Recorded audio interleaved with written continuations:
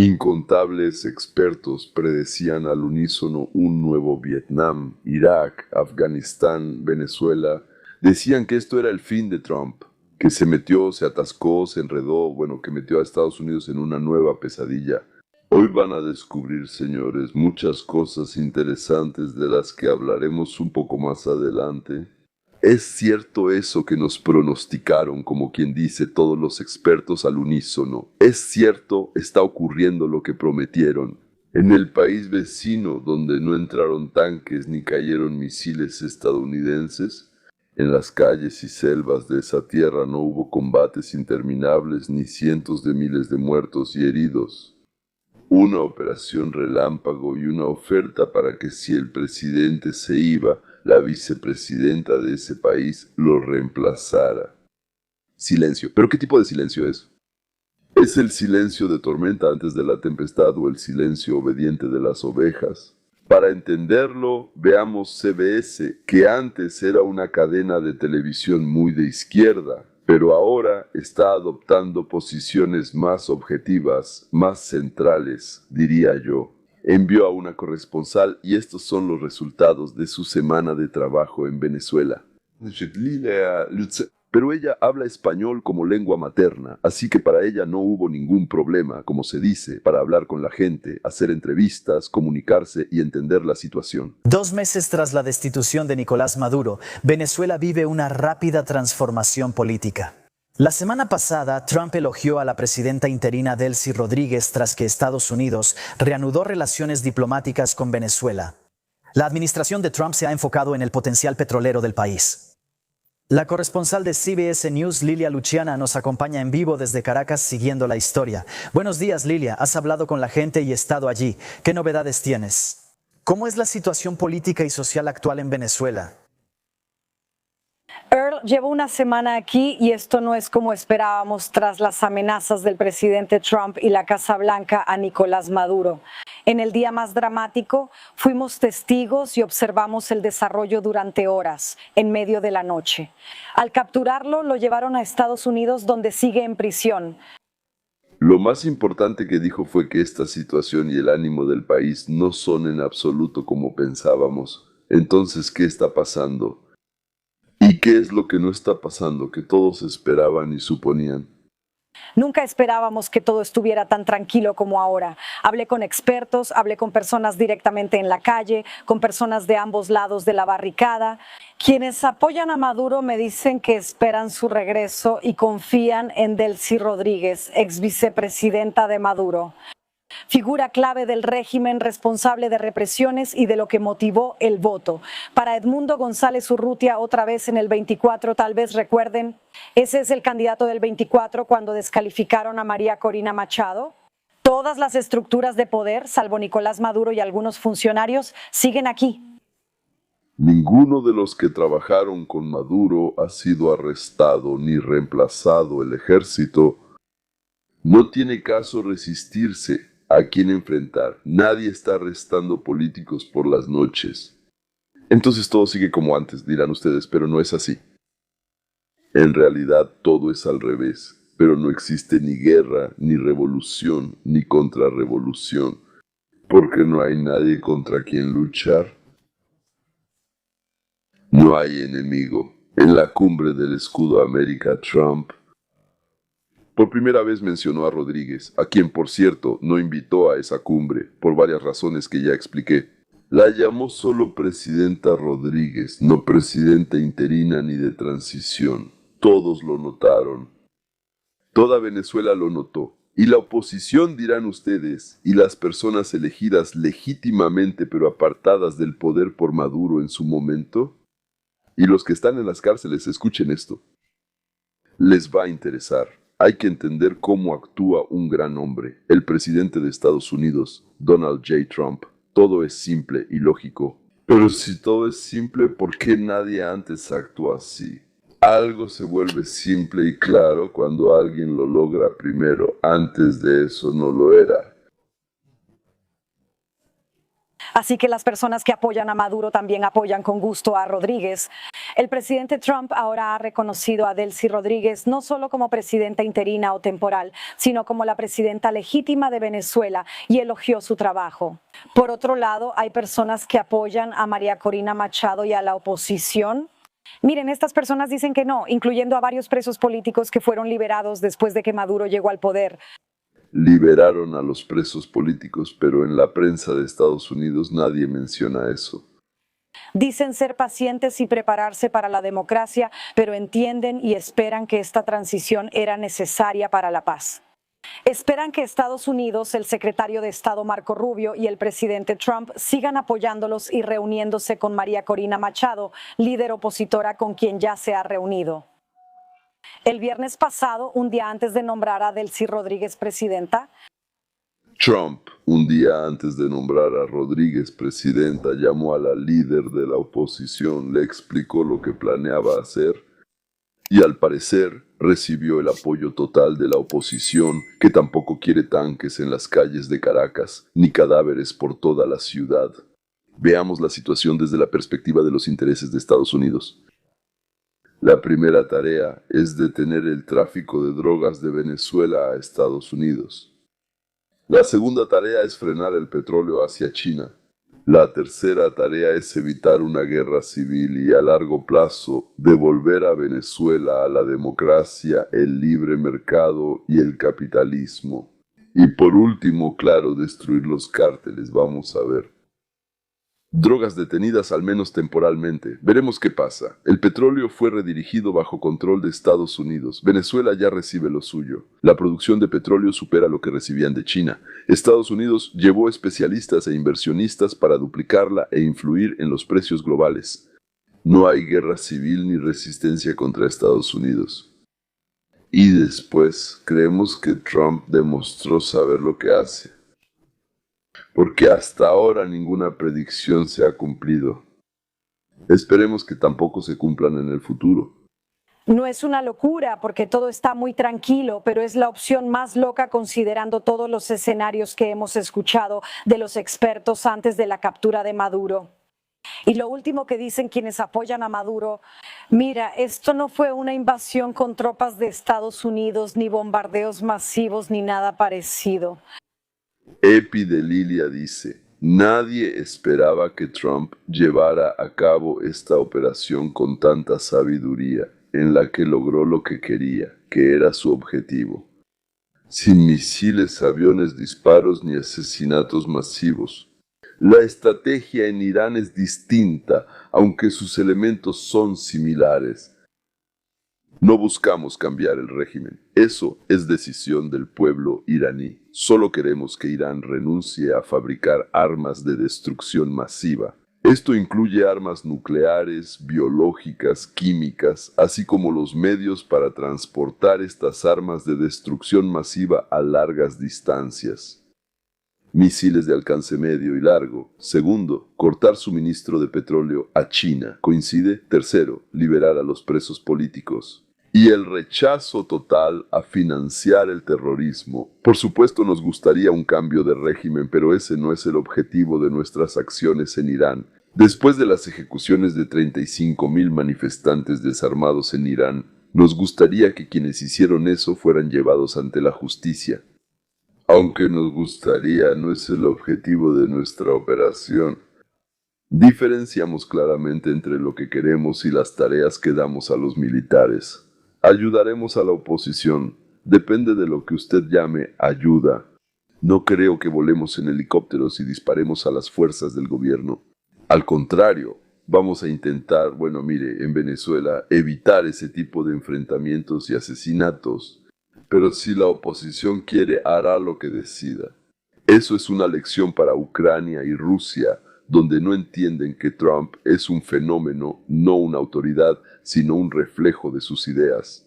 El fenómeno llamado Trump quiere el fin de la masacre, no un cambio de poder. A él probablemente no le da igual quién esté al mando, ya sea Rodríguez o la oposición. Pero él no va a ir a la guerra para restaurar la justicia como la entienden los ucranianos, los rusos, los iraníes o los venezolanos. Esté Putin en Moscú, esté Zelensky en Kiev o sus sucesores, sus oponentes no son asunto de Estados Unidos, piensa Trump. Tenemos una preferencia, pero nada más. La tarea en Ucrania es detener la guerra, consolidar el statu quo y tratar de asegurar ese statu quo por un periodo de tiempo previsiblemente largo. Pero los ucranianos e iraníes no entienden esto, piensan diferente. Aquí está el ministro de Relaciones Exteriores de Irán, Ioanni Abbas Aragamovich, espero haber pronunciado bien su apellido, después de los bombardeos de la isla fortificada de Hormuz. El ministro de Relaciones Exteriores, Arakcho. Ministro de Relaciones Exteriores, Arakcho, muchas gracias por su tiempo esta mañana. Me gustaría comenzar con la noticia de anoche de que Estados Unidos realizó un ataque militar en la isla de Kark. El presidente de Estados Unidos declaró que, por razones de decencia, decidí no destruir toda la infraestructura petrolera en la isla. Sin embargo, si Irán o cualquier otra parte toma alguna medida que obstaculice el paso libre y seguro de los barcos por el estrecho de Hormuz, reconsideraré inmediatamente esta decisión. Permítame preguntar sobre lo ocurrido en la isla de Kark y la reacción de Irán a estos ataques. Bueno, muchas gracias por invitarme. Creo que nuestras Fuerzas Armadas ya respondieron que tomarán medidas en represalia si nuestra infraestructura petrolera y energética es atacada. Y atacarán cualquier infraestructura energética en la región que pertenezca a una empresa estadounidense o donde una empresa estadounidense sea accionista. Una empresa estadounidense, eso es irrelevante. Me recuerda a una historia que una vez me contó mi esposa. En Crimea, en los lejanos tiempos soviéticos, en el vestíbulo de un hotel se reunió una buena compañía, Rada Bolshedinova, si la recuerdan, el cosmonauta Sebastianov, Josif Kobzon, Snaily, mi esposa, que en ese entonces aún no era mi esposa, y, creo, Kio. El encargado no quería encender el elevador, decía que después de medianoche debía descansar. La gitana Rada. Ella, algo borracha, de soltera, Bronya Solotariova, de repente le escupió al encargado. Todos quedaron petrificados. El encargado se limpió el escupitajo y le dijo amenazante a Bronya: si vuelves a escupir, entonces yo, y Rada, o sea Bronya, de inmediato le escupió en la cara otra vez. No es solo que Rada se excedió al escupir y por eso Kobzon y Sebastianov pensaban disculparse, sino que si puedes responder, debes proponer repetirlo. Es ahí cuando sucede.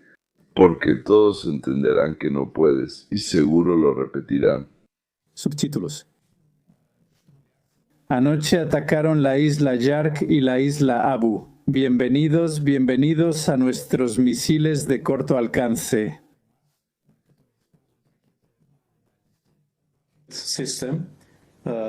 Y lo hicieron desde territorio que pertenece a nuestros vecinos. Lo hicieron desde la tierra de nuestro vecino. Presten atención a la expresión compasiva en el rostro del presentador de MSNBC. Él solo muestra compasión por un régimen que durante 46 años ha matado estadounidenses, amenazado con destruirnos, financiado terroristas contra Estados Unidos y acaba de disparar a 35,000 manifestantes pacíficos. Interesante, aquí tienen a Irán. Ayatolás, los del cuerpo, guardianes que lanzan a los gays desde los techos de los edificios altos, que descuartizan a los judíos e incluso a los estadounidenses. Creen que solo los que siguen su visión chiita pueden creer en Alá, los demás no pueden hacerlo de otra forma. Por supuesto, todos son perros sucios y deben ser eliminados.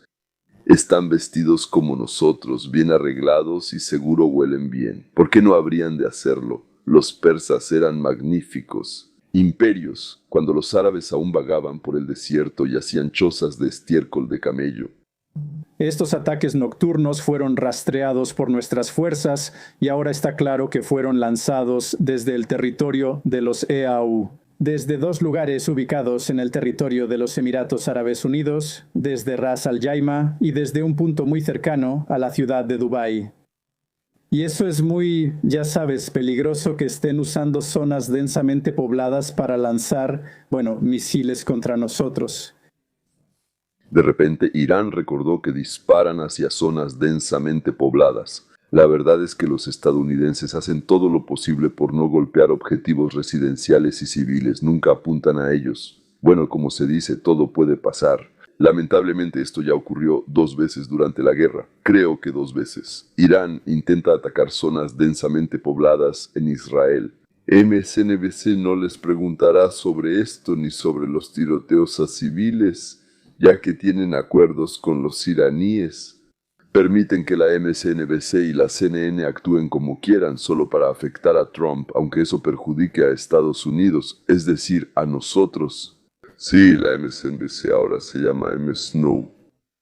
Salió MSNOW, aunque cambiaron 2 letras, la esencia vil, diría yo, no cambió. Sin duda vamos a responder, pero tratamos de ser cuidadosos para no atacar ninguna zona poblada. Y este supuesto periodista no respondió a esa descarada mentira, ni siquiera mencionó que los iraníes disparan contra Tel Aviv y Haifa. He vivido muchos años en ambos lugares, con ojivas llenas de metralla, que están específicamente diseñadas para matar a la mayor cantidad posible de civiles. Y al final, a Abbas le hicieron una pregunta sobre la última reunión con el grupo negociador estadounidense, después de la cual Estados Unidos decidió dejar de negociar porque era inútil y comenzar acciones militares. ¿Por qué? ¿Qué pasó? ¿Por qué Estados Unidos decidió que las negociaciones se estaban llevando a cabo con la idea de ganar tiempo? Lo dijeron los interlocutores estadounidenses. Bueno, claro, entiendo por qué dicen esas cosas. Ellos quieren justificar un acto de agresión completamente injustificado.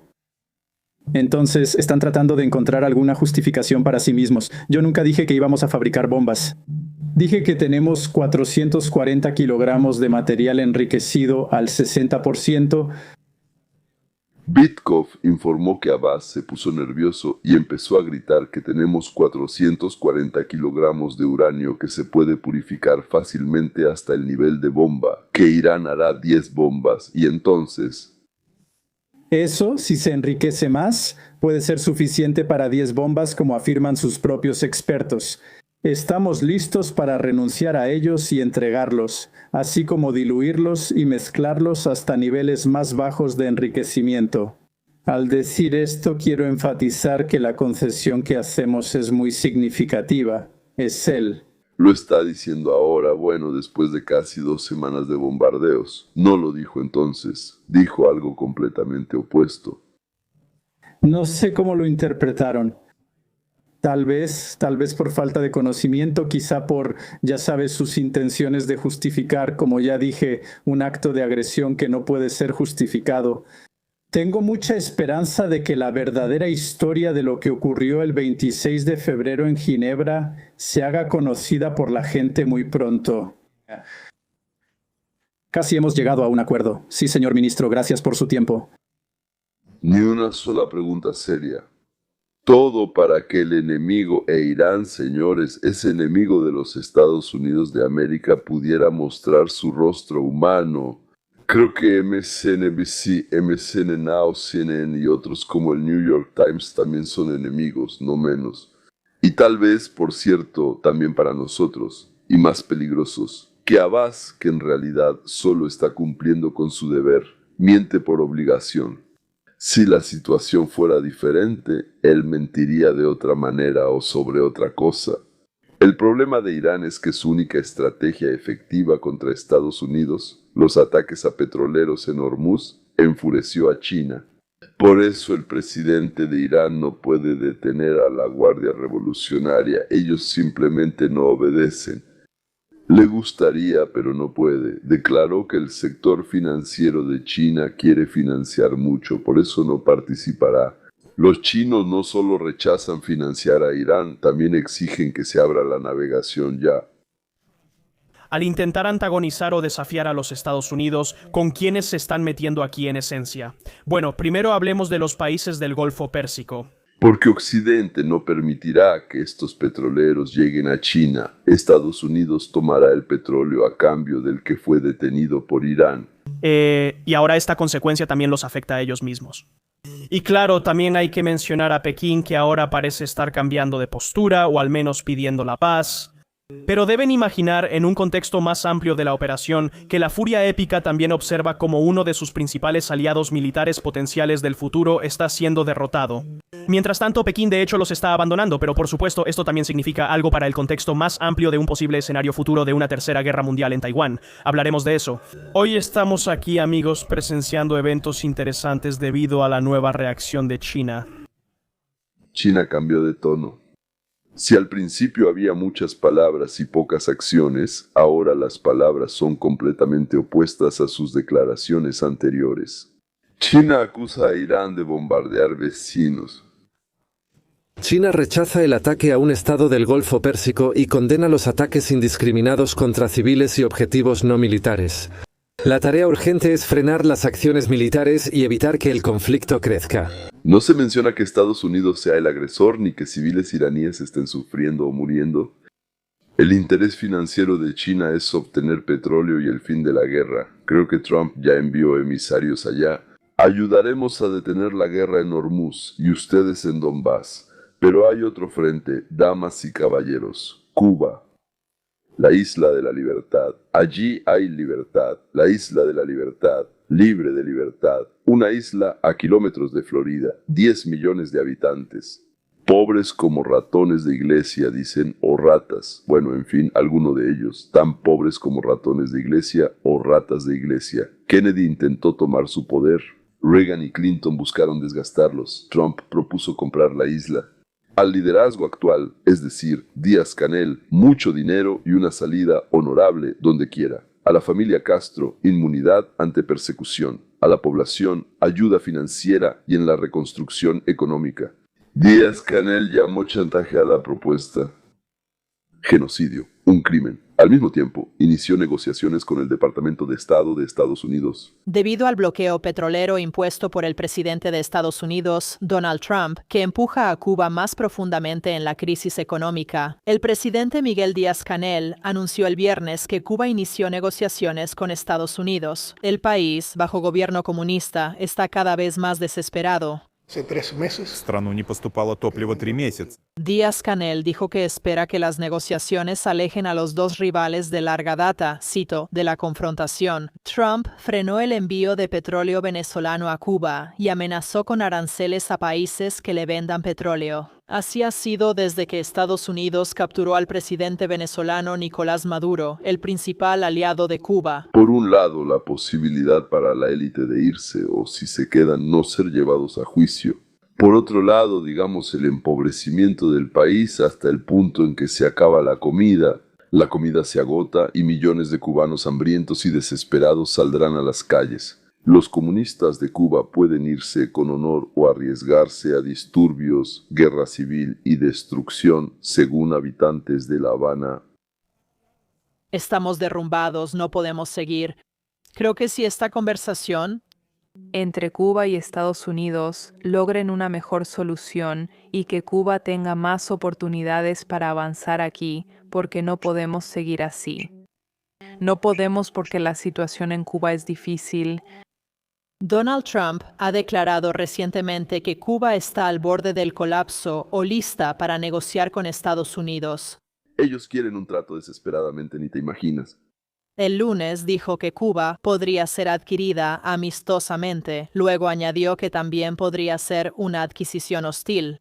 Naturalmente, al estilo de Trump, dijo, queremos una toma amistosa de Cuba. Si no funciona, entonces será una toma hostil. Pero, según lo que pasó en Venezuela, los dictadores cubanos preferirán una vida cómoda en otra parte del mundo que una muerte honorable. ¿Qué entendemos al analizar estos 3 ejemplos? Lo principal es que a los expertos que predicen algo grande, basándose en experiencias pasadas y en sus propias conclusiones, en la capacidad de los expertos para calcular lo que podría suceder, solo se les puede escuchar por entretenimiento. No se puede prever el pensamiento de una persona realmente genial, pues para hacerlo uno mismo tendría que ser genial. Y ellos, incluso mirando por el retrovisor, no pueden entender lo que pasó. ¿Te has dado cuenta de que los críticos de Trump siempre hablan de lo que sucederá en el futuro, basándose en sus terribles acciones de hoy? Y tan pronto como sucede algo completamente diferente, usualmente lo que Trump quería y planeaba hacer, de inmediato lo olvidan y empiezan a gritar. Y ahora miren, este tonto, torpe, perdedor, otra vez nos está llevando a...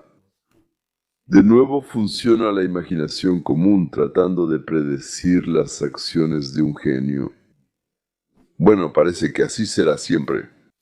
Los que están enfermos de rechazo a Trump parece que se quedarán en su zona, pase lo que pase.